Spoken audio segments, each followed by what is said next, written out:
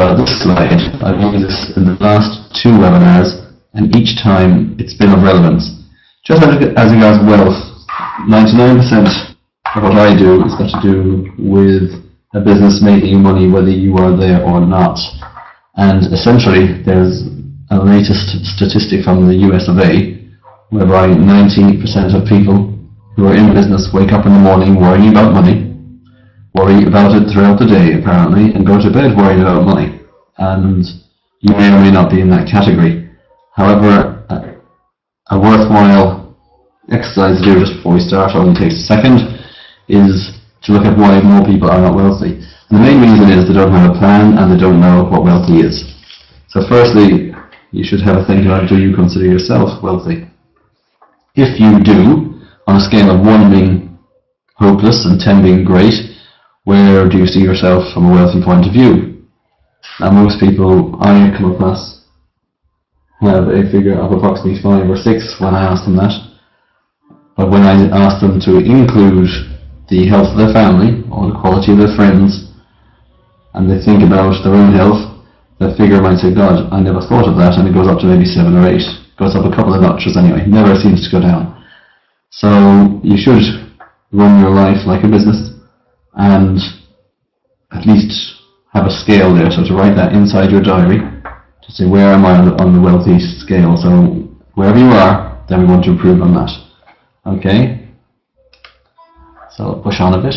Anyway, what we intend to cover the next 40 minutes are these items. Understanding what makes the profits tick in every business. I'm going to run through the 5 key ways that allow you to break down every business that's out there into the various simple and easy to understand components. When you know how business works, it's easy to push it forward, and I mean that, it's easy. Okay? You just need to not get caught up in the detail. We just look at what makes. It's like a chain on a bicycle. As you push one way, other parts move. So to know what to push. So we're going to look at that. I'm going to show you a real live case study that's underway for the last 6 months, and to give you a checklist on what to do after this. Because if you intend to boost your profits, and I'll show you how to get a 60% increase in profits, simply enough just by knowing what to concentrate on. There's a few areas you need to start on. Okay, so we'll push on. Just a few points before we kick off. You can read them yourself, but are your own profits going up? Maybe they are, but are they going up in the same pace as the effort you're putting into them? So sales might increase, but for instance, if you reduce your sales price by 5%, it takes a 20% increase in sales to get that money back. So increasing sales doesn't always mean increasing profits. If your profits are not rising, have you anything underway, and are you measuring it? And have your plan in place? Always have a plan. Okay, a couple of jargon items there. There won't be jargon for any more than 2 minutes because I'm going to explain them. Leads, conversion rate, average price, frequency of transactions, and profit margin. These are the 5 ways, okay? So this is what makes every business tick. So I'm going to show you now leads. Just look at it this way. You've got a business or a truck, or you're a home-based business, and leads are just having people looking your way, noticing you. Okay, they're looking your way and they're saying, what's that about? That's a lead. The reason I'm explaining these is because they are frequently used in sales books and business books that you'll buy or read in magazines. And if that's the situation, then it's important you know what the term means. So leads are just people looking your way. Couldn't be any easier. Secondly, conversion rate. This is where they intend to call you, walk in your front door, give you a ring, drop you a note, whatever it is, they get in touch. You've converted them from someone looking your way to someone contacting you. Okay, and maybe you've made a sale. The next one, and this is true for every business, what is the average amount that your customer spends? This obviously depends on what you sell. It may be pints of beer, it may be meals, it may be houses, it may be cars, but the average spend, say for a car dealer, might be 30,000.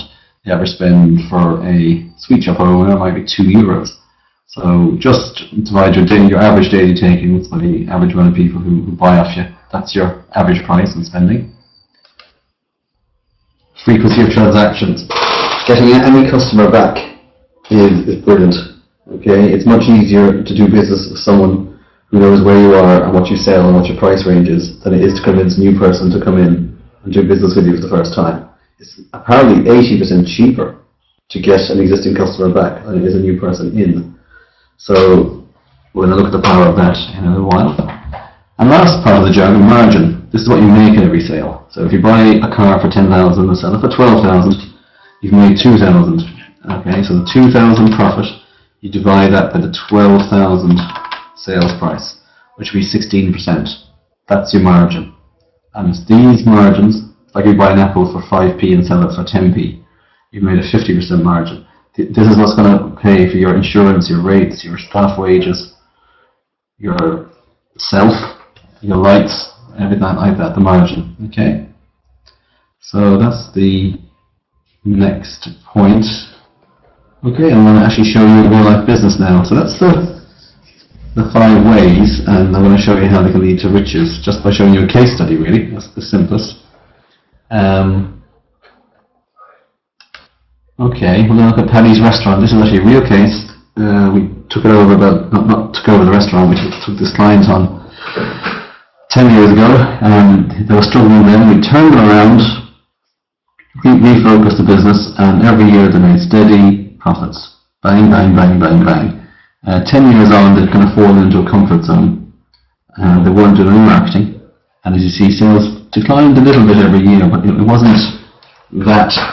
There was a lot of costs here, and effectively sales are down to 700,000 from $1 million over the space of a number of years. So we found in 2011 that they lost money in 7 of the 12 months. These averaged, by the time we added it all up and took away the figures, about 1,000 a week.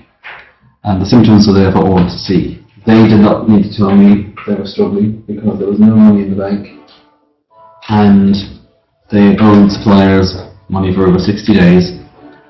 Previously, about a year earlier, we borrowed a couple of $100,000 for various reasons, and we told the bank then we would never be back, and lo and behold, we were coming back again looking for money, so things weren't good.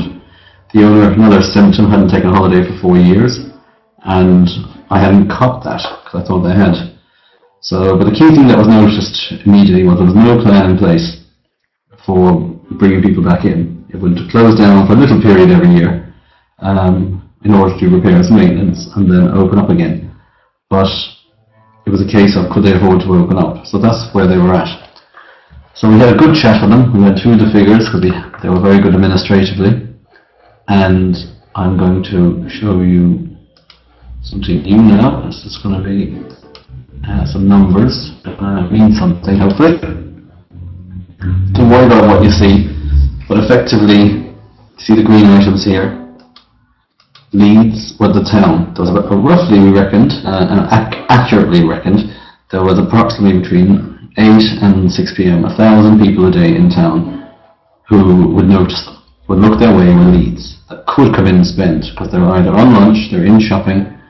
This is a restaurant, by the way, and you know, the reason being in town, they worked in here, so there would be a hardcore of 300 people working in the town. There'd be another 700 who would come through every day, collecting kids or shopping in the supermarkets, but they could potentially come in the door. But of those, 10% were coming in the door. So roughly 100 customers will come in. So 1,000 of the town is the leads, the conversion rate that they got in to do business was 10%. Those 100 customers. And those will come in once a day, max. Okay, wouldn't be back. So that meant there was 100 transactions on the till, and the average spend, we did a bit of studying on this, was €7. So it might be less or more, but effectively was €7 on average anyone coming in would spend in that restaurant, be it for breakfast, dinner, tea, tidbits, who knows. Now their margins, where they concentrated a huge amount of effort, was on making products efficiently, very strong on this they were 69%. So whatever they would buy the meal for and cook it for, if they sold it for a tenner, there was $6.90 that was left over in pure profit to cover the wages, rent, insurance, and all that. That left €483. So, of course, they were mad to go discounting and advertising, and there was newspapers and radios calling them, advertise with us, we'll boost your sales. That's not the way to do it, okay? What we did was we actually looked at each of these green areas: leads, conversion rate, frequency of transactions, average spend, and margin. and said if we increased each of those by 10%, would it make much difference? Okay. Now, how would you increase them by 10%? Say for the leads now, I'm going to show you an outline plan that we did. Give me a second now. This was the outline, this wasn't the final thing. This was the outline proposal that we pushed them needed to be done in order to boost business. Now, each of these areas worked, each of these items, worked on different areas of the business. So I'll actually start with number 3. Okay, this one here. We had them literally write down who their customers were. Now bear in mind they were shut at the moment, they were about to reopen, and we asked them, who are your customers? And one of the answers back was 80% of our customers come from outside the main line town. The people in the town don't seem to dine with them that much anymore. So straight away we identified a target market we had hit on. But effectively we said, well, who are your customers if you want to contact them? How do you contact them? There was no list. You can call it any word you want, database, catalogue, but there was nowhere at all where the name of every customer was written down. I'll just hold you for one moment.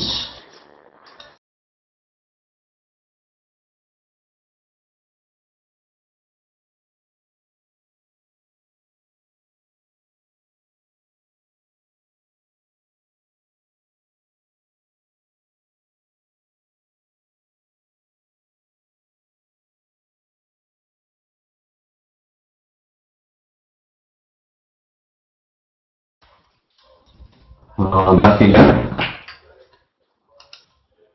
To prove it, we're just sorting something out there, sorry about that. Essentially this was the outline proposal for the marketing of Paddy's restaurant. We had them literally go up to the bedroom and write down all of your customers. And they could think of a lot of first names, a lot of descriptions, and they had very few addresses. But effectively and alarmingly, after 50 years of business, they didn't have a list of their customers at all written down. That was the first thing. Write them down.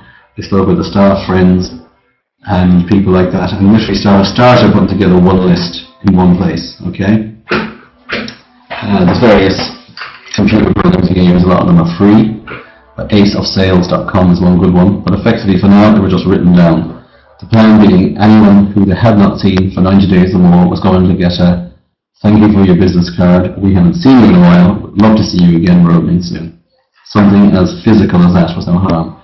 The age profile of a lot of the customers was, above 50 as well, and there was a whole new useful crowd of people who just didn't seem to know that they were there. Interesting stuff. Then we had a chat with the employees and a sample of customers who we reckoned were honest. We would ring up and ask them, for their opinions on how we could improve the business. Items that we didn't expect came up, such as the food could be a bit better. Food we thought was great, but actually some people didn't, thought it was a bit dated. The employees had, various comfort zones that they wanted help on, but the issue with the employees always is, if the business is struggling, well then either people will go or hours will go. So it was very much in their interest to be trained in sales, and it turned out that prior to this, no sales training had been done at all. So it starts with the directors reading a book on sales every week. So a lot of bedtime reading going on. Comment cards were put on the tables when the business opened in a defined box, locked away. So in other words, no one else could take stuff out of this box and read what people were saying. But simple questions, how can we help you enjoy the experience in Paddy's restaurant, were put in there. And we would pull comments and see what the trend was. It came to very well in many areas, such as cleanliness, hygiene, price. But there were other items such as menu not changing, or too much of one type of product that were brought to our attention. The exterior signage was re-examined. Okay, it didn't say anything to the customer. It announced when the building was founded and when the business was founded, but didn't really say too much. So a few changes were made there. The website was redesigned. Now the website was a story about the background of the business. It didn't say anything to anyone about how to sell or how to order, or it didn't show any real pictures of the business. The phone numbers were, manned maybe 8 hours, but if you were phoning from France or America, the chances are there'd be no one there to answer the phone, and there wasn't a voicemail.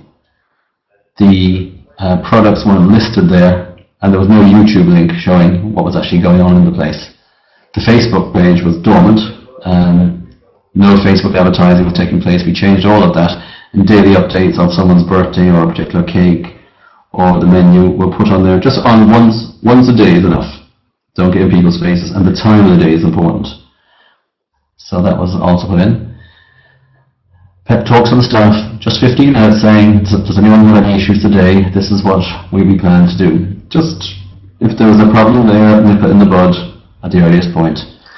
And renewed involvement in the retail side of the local chamber of commerce. This was very much to do with lead generation. The fact of the matter is, more people in town means more people coming in the door of this place. And the whole, I haven't analysed these, but the whole thrust of all of this was to work on lead generation, which is more people in the town, such as this one. That should be that one. More people in town would be that one. The Facebook updates be another one. Facebook advertising would be another one. The website would be another one. Staying in touch with the customers would be another one. Okay. Conversion rate into getting people in the door. Just change my colour to red. Conversion rate ones would be comment cards. Just want to see what people want. Get them in the door with that one. Staff training. If they look in the door, we want to nab them, acknowledge them, approach them. And yeah, the signage, those two be conversion rate. Average price, we just put up the prices by 10%. Don't mess around. Quality versus price. If the quality is good, the price is secondary. Frequency of transactions, essentially, I'm going to make this one blue. Getting people to come back is really staying in touch. Okay, a sample of customers, see what people are looking for, and stay in touch again with Facebook advertising. You know, but we need to get their details. So that took off. So we found, here we are again, we found that by getting more people to town, we have a chance of getting more of them in the door. And if we get them in the door, we have a chance of getting their contact details, so that we can stay in touch with them and market directly to them. Okay, that was the plan. So on this little table, what we were doing, we reckoned at the time, was, say, making 483 a day, which was not enough to keep this business afloat. We were going to shut fast. So the aim was to improve all the green areas at 10%. Now, if I asked you right now what difference that would make to the bottom line, you would probably say 10%. That's the quick answers. But it makes a huge difference of 61%, and I'll show you how. Instead of there being 1,000 people in the town, there was now 1,100. Okay, because we need better parking going on for people shopping in the town. We helped the Chamber of Commerce have a different event every week, so that people didn't have to spend money by coming to town, but by association they would, so that there was just something on for them. So there's more people in the town. That increased by the slight figure of 10%, extra 100 people. People noticing us because we were getting their contact details and we were marketing directly to them went up, and we converted, instead of 10%, 11%, slight increase into customers. But that's not like one person, right, like that. That's 11% of 1,100 is 121 customers per day now are coming in. And if they come in for breakfast, we give them a voucher for dinner, such as a free coffee, because coffee would only cost us, I hate discounts, the coffee would only cost us 21 cents, but we'd sell it for 150. So they would get a 150 coffee, but it didn't cost Paddy's restaurant 150, only cost them 21 cents. And they were in spending money in other areas, or they were telling people to meet them there, and so on. So of every 10 people in, we got one of them back once more in the day. So someone at breakfast, we might get them back in for lunch or dinner. Someone at lunch, we might get them back in for breakfast next morning. I'll give them again a free coffee at breakfast, or a free eclair at dinner, whatever it was. We worked them. And one extra person out of 10 would come back in once more in the day. So there's a 1.1 transaction per day. So of all these 121 customers, we got them back slightly more frequent. We're now at 133 transactions a day. We just put price up by 10%. And to get the spend up, the staff are trained on cross-selling. So instead of sitting at the till and just marking down what people got, they will be suggested to, such as, do you want to try our new organic soup today? Would you like, have you seen our new eclairs that just came out of the fridge? Would you like a half bottle of white wine with that? Would you like to see the dessert menu? Would you like to have a starter while you're waiting? Would you like to have a drink while you're looking at the menu? These simple sales training ideas were repetitively trained to the staff. And the average went up about 10%. So sales now weren't 700 a day, they were 1,024 on average. And when we had money in the bank, we could just buy good quality ingredients cheaper. And the margin went up to 76%, that's the 10% rise. So the average profits now were 777, okay, which is an increase of 294.88, which is 294 divided by 483 is a 61% massive increase in profit. Okay, and across the year that made 200,000 for these people, which changed our loss of 1,000 a day to 150,000 profit.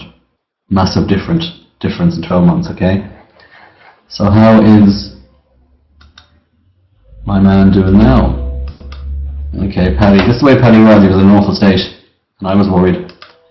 That was the website review. I'll just look at that again in a second.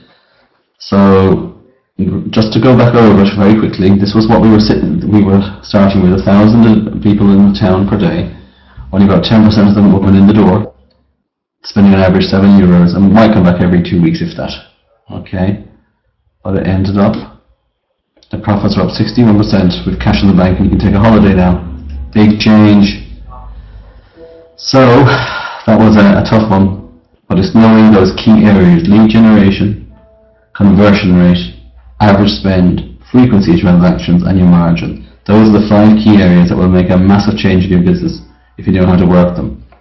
So the first thing I'd ask to you is, do you have a list of all your customers? If you don't, you need to start putting one together. Okay, that's the first thing. Just write down. People tell me, I know who my customers are in my head. Fact of the matter is, people forget about you. You've got to keep marketing to them. If you haven't seen someone in 90 days, let off a postcard. An email's okay, but something a bit more physical. Maybe just give them a ring, call around, see how they're doing. Stay in touch. And the second thing to do then is just have a think about your own business. Say, how many people look my way every day? How many come in the door? And start putting policies in place. Another thing we did with Pennies was there was a policy in place. Every call to be returned on the same day, regardless of the time. Even if you don't get people back and you leave a voicemail, that will mean a lot to them. Okay, everybody who came in the door was acknowledged this was a conversion rate, and all emails were returned without fail on the day. Okay, so these are the key items. So I would ask you now, what could you do now? The items, I mean, you should get started on would be to write down all your customers' names and contact details. If you don't have that done, do it. When you look at the 5 ways, and you've looked at this webinar again within a week of today, I'm going to ask you to do that. Decide which area you need to concentrate on. If you have your costs and your margins in place, then it's down to getting the phone ringing and getting the emails humming and orders coming in. So, is it to do with helping the whole neighbourhood around there to get more people into the area? Is it a matter of the place is full of people but there's no one walking in your door? Go across the street and look back at your premises and see, why would that be? Just glance over there. One day I thought he had a great window, but when I looked at it from across the street, all of the upper windows were full of clutter. It looked awful. And you could see it very easily from outside, but he was standing at ground level staring at his window. Didn't see what everyone else could see. Start measuring. If you do any tweaking with your lead generation and your conversion rates and frequency of transactions, start measuring the difference. The sales should tell you that anyway, but give it a chance. Don't just give something a start for a day and give up on it. Give it a 2-week period minimum and see if you get reaction. Okay, and lastly, I've got a free ebook I've put together on the 5 ways. It effectively has about 90 to 90, I think it's 92 separate strategies for each of those 5 ways. And if you email me, I will email that to you together with a backup of this. So those are some key items now, but it makes a massive difference in any business. So that's my special offer. So I'll put through those 92 items to you, but the key thing is you must understand the 5 ways. You understand that you're home and dry, it will turn around. I'd like to say that to you. So thanks very much for listening this evening. I and I think about 20 people here on the webinar, and there was there's a couple of questions coming in. Apologies, I didn't nab the questions. One question is, what is the difference between advertising and marketing? I'm back on this now. Advertising is really just shouting at people to say, we're doing this today. That's what advertising is. You're shouting at everyone. Where you advertise is marketing. Marketing is targeting your products at the people you want to buy them. So if you're selling toys, you don't go marketing the Irish Independent. Simple enough as that you want to market to someone around the schools or to mothers, maybe through Mothercare. If you're selling cars, a good place to market is obviously in the car magazines. You don't start marketing in